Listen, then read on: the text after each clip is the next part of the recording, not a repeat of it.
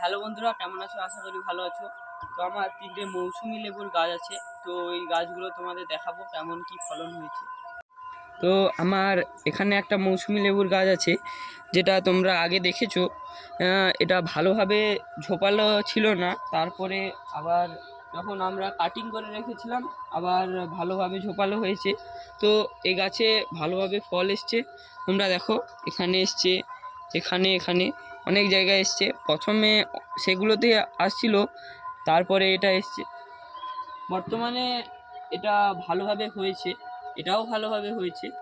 তো এটাও দেখো, দেখো এখানে এখানে একটা গাছে মিনিমাম 12-13টা করে ফল ধরছে, ঠিক আছে। কিছু ঝরে পড়বে, এ দেখো একটা ঝরে পড়ে গেছে, এগুলো ঝরে পড়বে।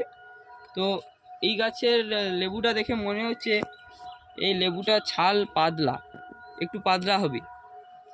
আর এই লেবুটা দেখে মনে হচ্ছে, দেখো এই লেবুগুলো দেখো, দেখেই মনে হচ্ছে ছাল মোটা হবে। তো আমার ওইদিকে আরও একটা গাছ আছে, ওই গাছটা তোমার দেখাবো। বন্ধুরা, আমাদের ব্যাকগ্রাউন্ডে একটু সাউন্ড হচ্ছে, কারণ আমাদের এখানে বাসন্তী পুজো হচ্ছে। বাসন্তী পুজো আজকে তার মহাসপ্তমী, তাই আমরা তো কিছু করতে পারবো না, কিন্তু একটু ব্যাকগ্রাউন্ডে সাউন্ড রাখতেই হবে, পুজো হচ্ছে তো। তো ওগুলো বাদ দাও। আমার এখানে আরও একটা মৌসুমী লেবুর গাছ আছে।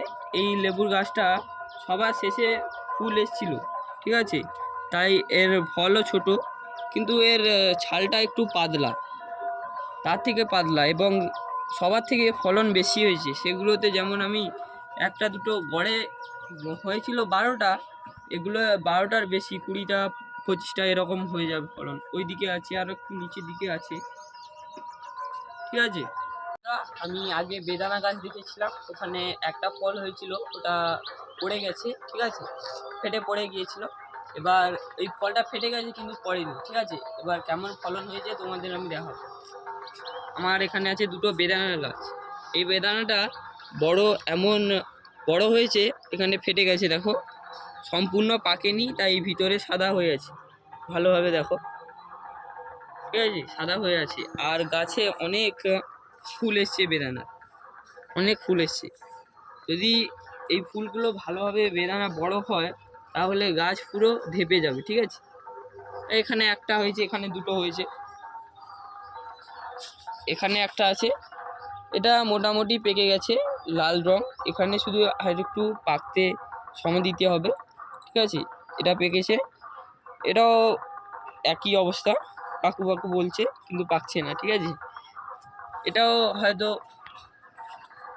হয়তো আর 2-3 দিন বা এর থেকে বেশি রাখলে এটা ফেটে যাবে, ঠিক আছে।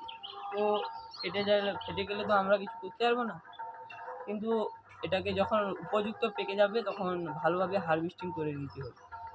বন্ধুরা, সাজিয়া নার্সারি থেকে দুটো ফুলের গাছ এনেছিলাম, বইয়ের ফুলের গাছ, যেটা আপেল সাইজের হবে এবং লাল হবে, ঠিক আছে। ওগুলো ছোট ছিল তখন দেখিয়েছি, এখন অনেক বড় হয়ে গেছে। ওগুলো এবার তোমাদের দেখাবো। এই দেখো ফুলের গাছ, লম্বা, অনেক লম্বা হয়ে গেছে। দুটো ফুলের গাছ এনেছিলাম, অনেক লম্বা হয়ে গেছে। দ্বিতীয় ফুলের গাছ। তো এই গাছে কুড়ি তো এসছে, কিন্তু ফলন এখনও ধরেনি, ঠিক আছে। এই গাছে কিন্তু ভালোভাবে ফলন ধরেছি।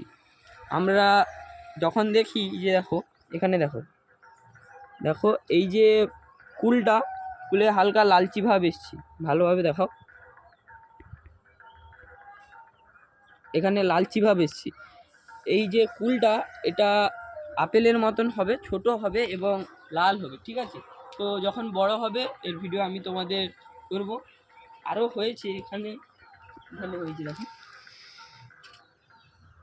ঠিক আছে। বড় হবে, আস্তে আস্তে বড় হবে। তো বন্ধুরা, তোমাদের এই 5টা গাছ দেখালাম আমি। আমাকে সাপোর্ট করবে তোমরা, আর যারা সাবস্ক্রাইব করোনি তারা আমাকে সাবস্ক্রাইব করে রাখবে। দেখা হচ্ছে পরের ভিডিওতে।